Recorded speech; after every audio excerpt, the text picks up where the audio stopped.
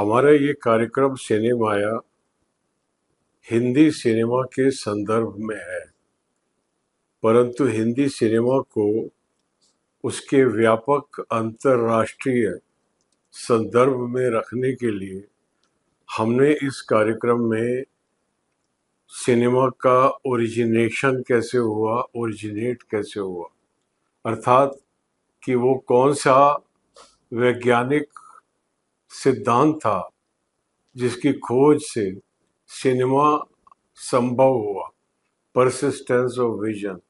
फिर उसके बाद 1888 में अमेरिका के बहुत ही मशहूर इन्वेंटर एडिसन ने सिनेमा के ऊपर काम करना चालू किया और 1892 तक उनके सहायकों ने काइनेटोस्कोप नामक एक यंत्र का आविष्कार कर दिया जिसके अंदर चलती फिरती तस्वीरें देखी जा सकती थी। उसके बाद में उन्होंने काइनेटोग्राफ नाम के एक यंत्र का भी आविष्कार किया जिसके द्वारा चलती फिरती तस्वीरों को शूट किया जा सकता था। और इस प्रकार से हम आगे बढ़ते हुए गए थे और हम पहुंच गए थे 1915 में प्रदर्शित हुई film birth of a nation, D.W. Griffith, जिसके द्वारा फिल्म की सिंटैक्स और ग्रामर को रचा गया, इन्वेंट किया गया, अप्लाई किया गया। तो वहाँ तक हमारी यात्रा पहुँच चुकी थी। अब हम आते हैं जर्मन एक्सप्रेशनिस्टिक सिनेमा पर, और हम एक्सप्रेशनिज्म की बात करें तो उसके लिए ये बहुत आवश्यक हो जाता है कि सिनेमा के आविष्कार से पहले, कैमरे के आविष्कार से पहले जो पेंटर होता था, जो चित्रकार होता था, उसका मुख्य कार्य होता था कि जो भी हकीकत है, जो भी रियलिटी है, जो हमको यथार्थ हमारी आंखों के सामने दिखाई दे रहा है, उसको हूबहू उसको उसका चित्रण करना ये चित्रकार का काम होता था। परंतु जब कैमरे का आविष्कार हुआ तब तब जो कैमरा है वो उस काम को इतनी एक्यूरेसी के साथ करने लग गया कि चित्रकार के सामने एक संकट खड़ा हो गया कि चित्रकारी को अब क्या नई दिशा दी जाए। और इससे जन्मा एक्सप्रेशनिस्टिक मूवमेंट। ये कला के अंदर ये मूवमेंट 1905 के लगभग जन्म लिया और ये यूरोप के अंदर फैलता चला गया और अनेकों कलाओं जैसे कि पोएट्री, जैसे कि पेंटिंग, स्कल्पचर, आर्किटेक्चर, डांस आदि विधाओं को इसने अपने प्रभाव क्षेत्र में ले लिया। और ये एक्सप्रेशनिस्टिक मूवमेंट, इसके अनुसार कलाकार का काम जो है वो यथार्थ को ज्यों का त्यों चित्रित करने के बजाय यथार्थ के प्रति उसके मन में जो भावना उत्पन्न हो रही है, यानी कि जो उसकी सब्जेक्टिविटी है, उसको एक्सप्रेस करना है, उसको अपनी कला के द्वारा। This is the point made by expressionism. German expressionistic cinema was a part of several related creative movements in Germany in earlier 20th century and reached its peak in the 1920s. These developments were a part of larger expressionistic movement in northwestern Europe, cultural in the fields of such as architecture, dance, painting, sculpture and cinema. और इस movement के अनुसार जो कलाकार की जो उसकी inner feeling थी, जो उसकी इनर रिएक्शन थी रियलिटी के प्रति, वो ज़्यादा महत्वपूर्ण थी, उसकी अभिव्यक्ति अधिक महत्वपूर्ण थी। इसकी हम उदाहरण देखते हैं एक हिंदी फिल्म के गाने में कि सावन की जो बरखा होती है वो हमको ठंड प्रदान करती है, हमको शीतलता देती है, और जो फूल होते हैं वो हमारी आंखों को ठंडक देते हैं। लेकिन वो कह रहा है, आग बनी सावन की बरखा, फूल बने अंगारे, नागन बन गई रात सुहानी, पत्थर बन गए तारे, सब टूट चुके हैं सहारे, जीवन अपना वापस ले ले, जीवन देने वाले, ओ दुनिया के रखवाले, सुन दर्द भरे मेरे नाले। तो ये कलाकार की हालत है। उसको जो सितारे हमारी आंखों को शांति प्रदान करते हैं वो उसको पत्थर की तरह दिखाई दे रहे हैं।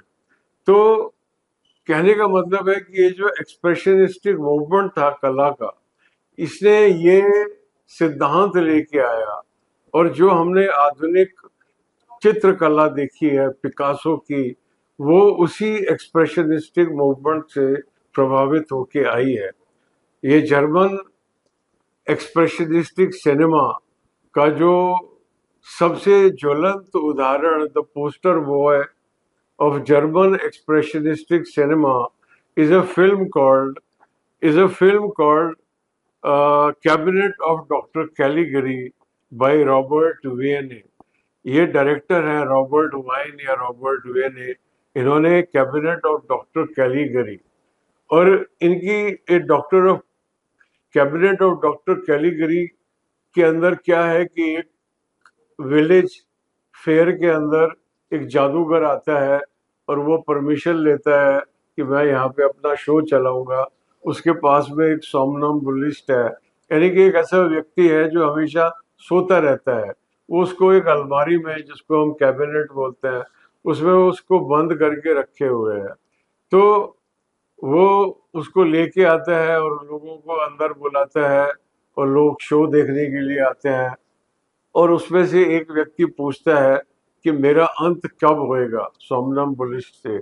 और सोमनम्बुलिस्ट बोलता है कि कल सवेरे तक तुम्हारा जीवन समाप्त हो जाएगा। और वो आदमी घबरा जाता है, और वो ऐसी ऐसी घटनाएं घटती हैं, विचित्र घटनाएं घटती हैं कि उसका अगले दिन सवेरे तक उसका अंत हो चुका होता है। तो इस कहानी के अंदर जिसको हम बोलते हैं हाई कॉन्ट्रास्ट लो की lighting, this is the highlight of German expressionistic movement. इसके अंदर जो प्रॉपर्टीज भी हैं वो भी मॉडर्न आर्ट के हिसाब से बनाई गई हैं। वो जो भी एक्सप्रेशनिस्टिक मूवमेंट का स्कल्पचर के अंदर, प्रॉपर्टीज के अंदर, उसका जो भी उस टाइम पे ग्रोथ हो रही थी, प्रदर्शन हो रहा था, वो उसके प्रोडक्शन डिजाइन के अंदर प्रदर्शित होता है। तो ये जो फिल्म है कैबिनेट ऑफ डॉक्टर कैलीगरी, ये आप लोगों को देखनी चाहिए। इसके अलावा फ्रिट्ज लैंग की दो फिल्में, मेट्रोपोलिस और एम, इस कालखंड की बहुत महत्वपूर्ण फिल्में गिनी जाती हैं। जर्मन एक्सप्रेशनिस्टिक मूवमेंट का हॉलीवुड के ऊपर बहुत बड़ा प्रभाव पड़ा। यूनाइटेड किंगडम से एल्फ्रेड हिचकॉक को भेजा गया था जर्मनी, और जर्मन एक्सप्रेशनिस्टिक मूवमेंट के दौरान में उन्होंने वहाँ जाके ट्रेनिंग ली, उनको असिस्ट किया। और फ्रिट्ज लैंग जिन्होंने एम और मेट्रोपोलिस बनाई, वो भी बाद में हॉलीवुड के एक प्रख्यात डायरेक्टर बने। फ्रिट्ज लैंग, एल्फ्रेड हिचकॉक, बिली वाइल्डर, ऑटो प्रमिंगा, कैरल रीड और मिशेल कर्टिस और ऑर्सन वेल्स उन चंद हॉलीवुड के निर्देशकों में से हैं जो जर्मन एक्सप्रेशनिस्टिक सिनेमा की भेंट है अंतर्राष्ट्रीय सिनेमा को।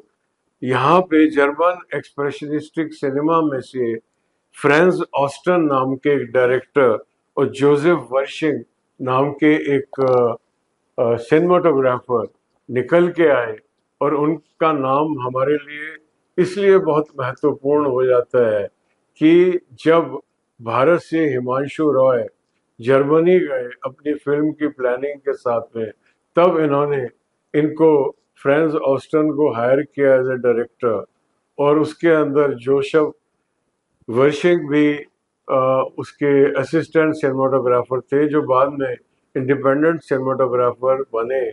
इन दोनों जर्मन्स का भारतीय सिनेमा में बहुत बड़ा योगदान है, और जिसने एक हिंदी सिनेमा के शुरुआती काल की जो फिल्म है अछूत कन्या, उसको डायरेक्ट किया था फ्रेंज ऑस्टर ने, और शूट किया था जोसेफ विर्शिंग ने। तो इन लोगों का ये योगदान है, और इस पर इस तरीके से हम ये वापस आ जाते हैं बॉलीवुड के ऊपर। लेकिन अभी भी काफ़ी कुछ बाकी है।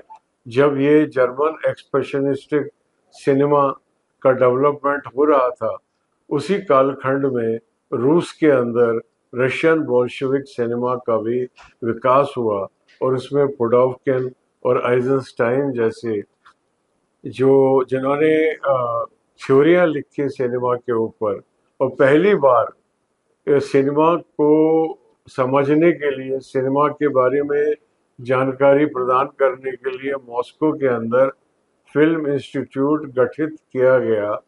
क्योंकि रूसी क्रांति के बाद में क्रांतिकारियों को इस बात का पता लग गया, क्योंकि रूस में उस टाइम पे बहुत ज़्यादा शिक्षा नहीं थी, तो उनकी समझ में ये बात आई कि उनको ये मार्क्सवाद का ज्ञान देने के लिए ये जो नव विकसित मीडियम है सिनेमा का, ये सबसे ज़्यादा कारगर रहेगा। और इसके लिए ये मॉस्को फिल्म इंस्टीट्यूट की स्थापना की गई, जिसके बारे में हम चर्चा करेंगे अगले एपिसोड में। देखते रहिए सिनेमाया।